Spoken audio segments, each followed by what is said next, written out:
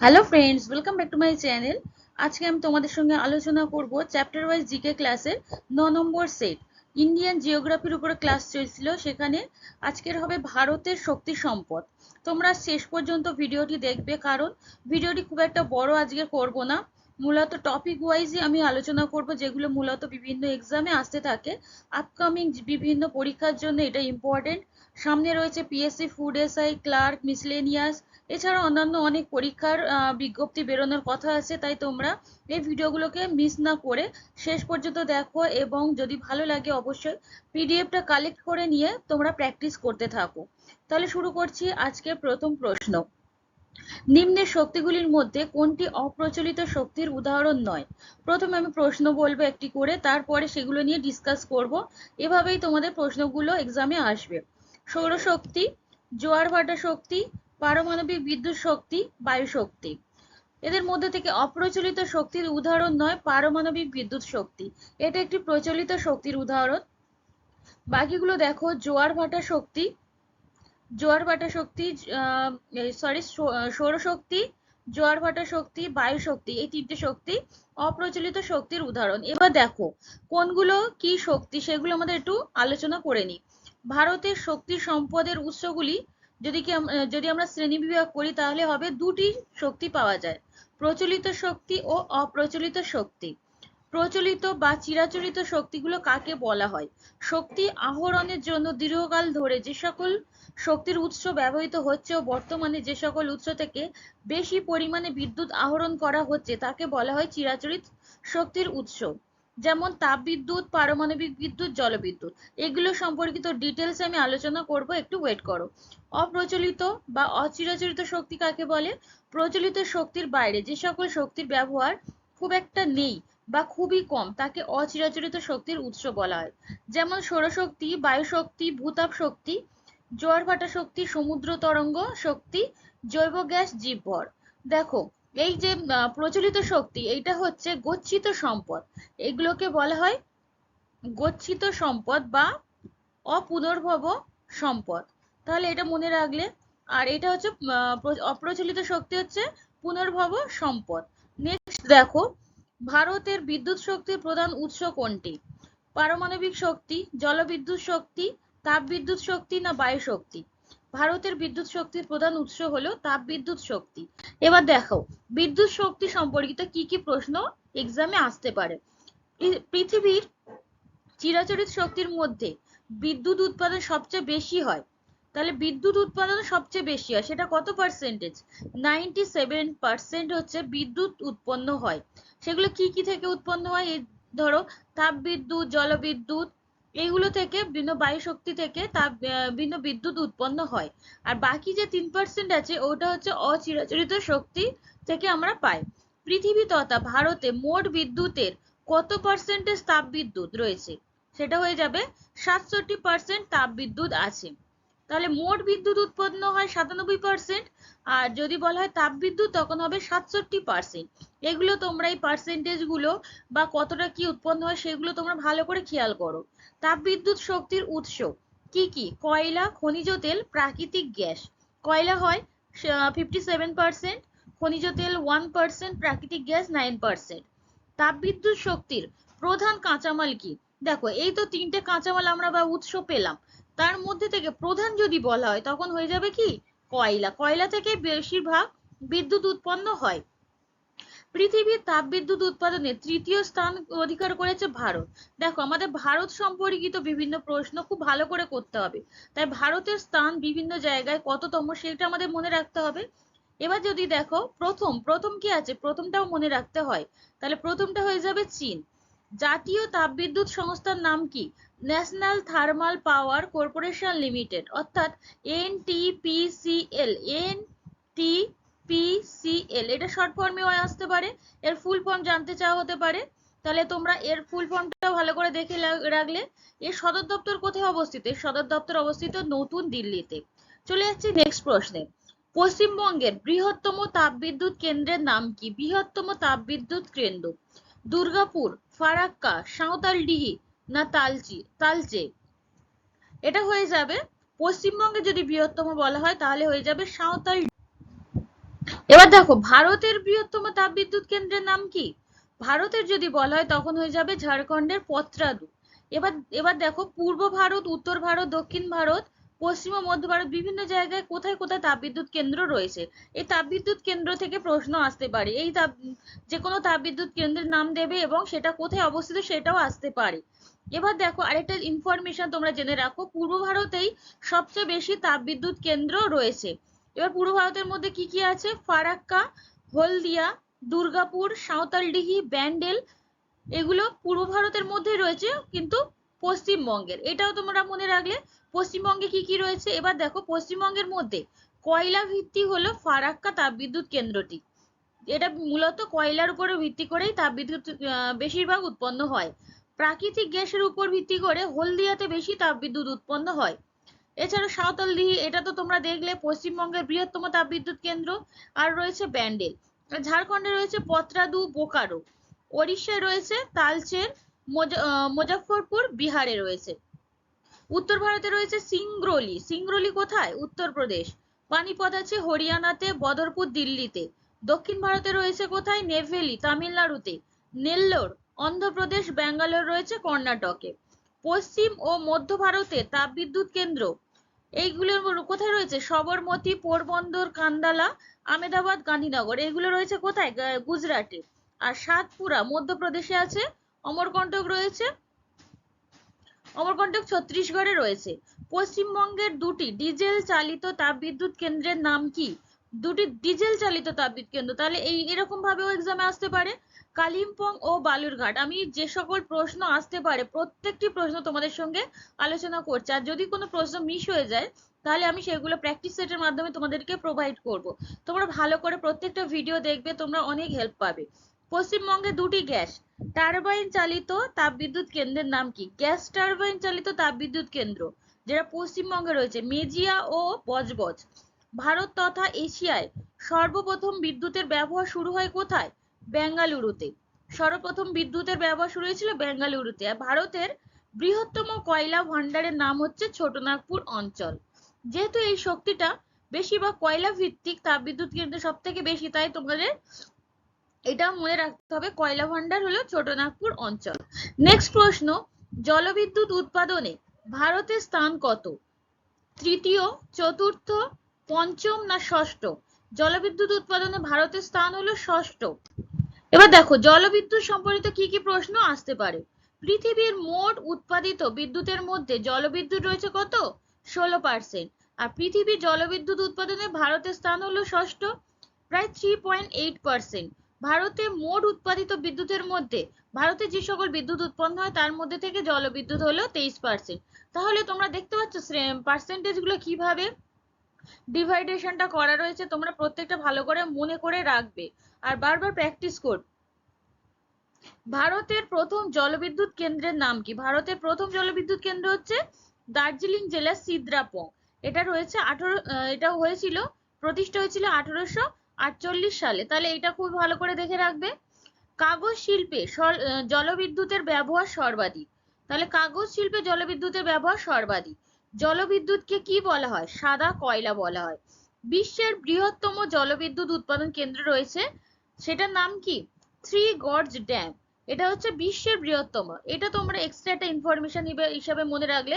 মূলত ভারত থেকে তোমাদের এক্সামে জিজ্ঞেস করা হবে, ভারত বা পশ্চিমবঙ্গ, যেহেতু আমরা সামনে যেসব এক্সাম দেব পশ্চিমবঙ্গের বিভিন্ন পরীক্ষা দেব, তাই পশ্চিমবঙ্গ আর ভারতটা তোমরা খুব ভালো করে মনে রাখবে। জলবিদ্যুৎ হলো একটি দূষণহীন চিরাচরিত শক্তি। দেখো চিরাচরিত শক্তি কিন্তু দূষণহীন নয়, কিন্তু তার মধ্যে থেকে জলবিদ্যুৎটা একটা আনকমন। সেটা হচ্ছে জলবিদ্যুৎ দূষণহীন চিরাচরিত শক্তি। ভারতের প্রথম পারমাণবিক বিদ্যুৎ কেন্দ্র কোথায় অবস্থিত? ভারতের প্রথম পশ্চিমবঙ্গ, মহারাষ্ট্র, গুজরাট না ঝাড়খণ্ডে আছে? ভারতের প্রথম পারমাণবিক বিদ্যুৎ কেন্দ্র রয়েছে মহারাষ্ট্রে। মহারাষ্ট্রের কোথায়? মহারাষ্ট্রের তারাপুরে। এবার দেখো পারমাণবিক বিদ্যুৎ সম্পর্কিত কিছু প্রশ্ন। পৃথিবীর মোট বিদ্যুতের মধ্যে পারমাণবিক বিদ্যুৎ রয়েছে 14%। আর ভারতের পঞ্চম বৃহত্তম বিদ্যুৎ শক্তির উৎস হলো এই পারমাণবিক শক্তি। এবার জানতে চাওয়া হতে পারে পারমাণবিক শক্তিটা কি ধরনের শক্তি?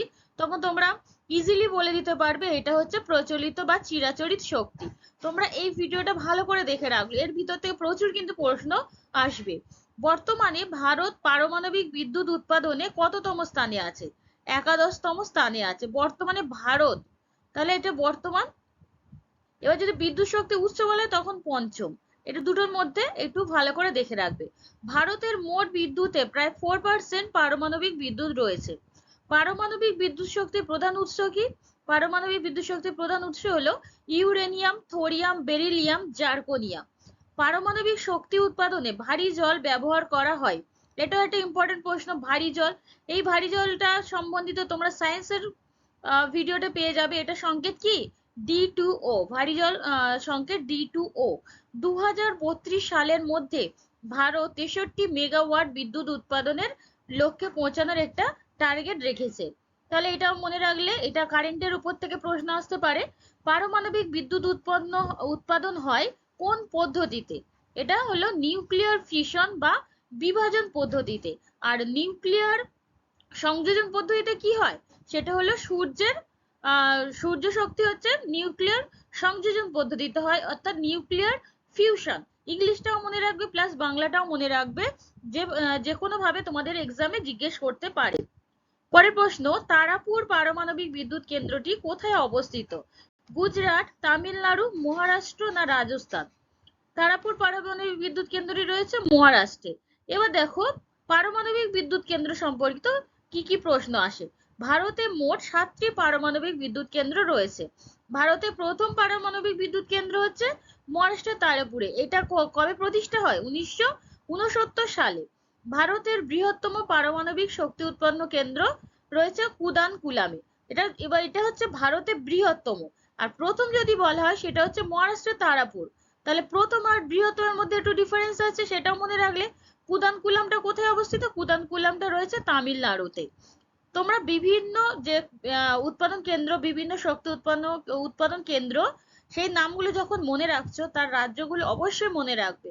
বিভিন্ন রকম ভাবে এক্সামে প্রশ্ন আসতে পারে। আমাদের জিকে তে খুব ভালো স্কোর করতে হলে এর ডিটেলসে ভালো করে আমাদের আলোচনা করে সেগুলো মুখস্থ করে রাখতে হবে, এবং তার সাথে সাথে প্র্যাকটিস গুলোও চালিয়ে যেতে হবে। ভারতের পারমাণবিক বিদ্যুৎ কেন্দ্রগুলিকে নিয়ন্ত্রণ করে nuclear power corporation of India. নিউক্লিয় পাওয়ার কর্পোরেশন অফ ইন্ডিয়ার হেডকোয়ার্টার হলো মুম্বাইতে। তাহলে এটাও মনে রাখতে হবে। বিভিন্ন পারমাণবিক বিদ্যুৎ কেন্দ্রের নাম, সেগুলো কোথায় রয়েছে দেখো।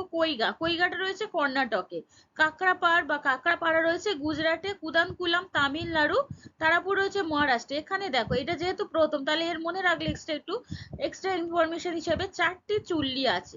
এখানে 4টি চুল্লি আছে। কালপক্কম রয়েছে তামিলনাড়ুতে, নারোরা রয়েছে উত্তরপ্রদেশে। তাহলে এই পারমাণবিক বিদ্যুৎ কেন্দ্র সম্পর্কিত যদি প্রশ্ন আসে তোমরা ইজিলি করে দিতে পারলে। এবার পরের প্রশ্নে যাচ্ছি। মহারাষ্ট্রের আণবিক শক্তি গবেষণা কেন্দ্রটি কোথায় অবস্থিত? কালপক্কম, ট্রম্বে, ইন্দোর না কলকাতাতে? মহারাষ্ট্রের আণবিক শক্তি গবেষণা কেন্দ্রটি রয়েছে ট্রম্বেতে। এই ট্রম্বেটা কোথায়? ট্রম্বেটা রয়েছে মহারাষ্ট্র। আর এর যে রিসার্চ সেন্টার, এর নাম হচ্ছে ভাবা অটোমিক রিসার্চ সেন্টার। এই নামটা তোমরা প্রত্যেকে জানো, কিন্তু এটা কোথায় অবস্থিত সেটা অনেকেই জানো না। তাহলে এটাও জেনে রাখলে, কারণ এটা এক্সামে জিজ্ঞেস করতেই পারে। Indira Gandhi centre for atomic research রয়েছে কালপক্কম। কালপক্কমটা আছে তামিলনাড়ুতে। তাহলে এগুলো সবই আণবিক শক্তি গবেষণা কেন্দ্রের নাম। সেন্টার ফর অ্যাডভান্স টেকনোলজি ইন্দোরে রয়েছে, ইন্দোর মধ্যপ্রদেশে অবস্থিত। ভেরিয়েবল এনার্জি সাইক্লোট্রন সেন্টার, এটা রয়েছে পশ্চিমবঙ্গের মধ্যে, যেটা কলকাতাতে রয়েছে। Atomic mineral directorate for exploration and research, এটা ডিরেক্টরেট হবে, directorate for exploration and research. এটা রয়েছে কোথায়? হায়দ্রাবাদে। হায়দ্রাবাদ রয়েছে, তাহলে অন্ধ্রপ্রদেশে, এটা আমরা প্রত্যেকেই জানি। পরের প্রশ্ন হলো, ভারতের প্রথম পারমাণবিক চুল্লির নাম কি? সাইরাস, অপ্সরা, কুদানকুলাম না কোনোটিই নয়? ভারতের প্রথম পারমাণবিক চুল্লি হলো অপ্সরা। এবার দেখো পারমাণবিক চুল্লির যদি কথা আসলো, তাহলে দেখো এর মধ্যে ভারতে মোট পারমাণবিক চুল্লি কতগুলি আছে? 22টি। আর এশিয়া মহাদেশ তথা ভারতের প্রথম চুল্লির নাম হলো অপ্সরা। এটা রয়েছে ট্রম্বেতে। এটা প্রতিষ্ঠা হয়েছিল 1956 সালে। আর দ্বিতীয় চুল্লির নাম কি? সাইরাস। এটা প্রতিষ্ঠা হয় 1960 সালে প্রতিষ্ঠা হয়েছিল। ভারতে প্রথম পরমাণু বোমা ফাটিয়েছিল রাজস্থানের পোখরান। ভারত প্রথম পরমাণু বোমা ফাটায় রাজস্থানের পোখরানে 1974 সালে। আর এটা কোথায় থেকে নিয়েছিল পরমাণু বোমাটি, সেটা হচ্ছে দ্বিতীয় যে চুল্লি সাইরাস, সেখান থেকে সাইরাস চুল্লি থেকে পরমাণু বোমা সংগ্রহ করা হয়। আর সেই পরমাণু বোমার নাম হলো স্মাইলিং বুদ্ধ। এটা খুবই ইম্পর্টেন্ট, এটা এক্সামে বহুবার এসেছে, তাই তোমাদের এটা ভালো করে মনে রাখতে হবে। এই বিস্ফোরণের নাম কি?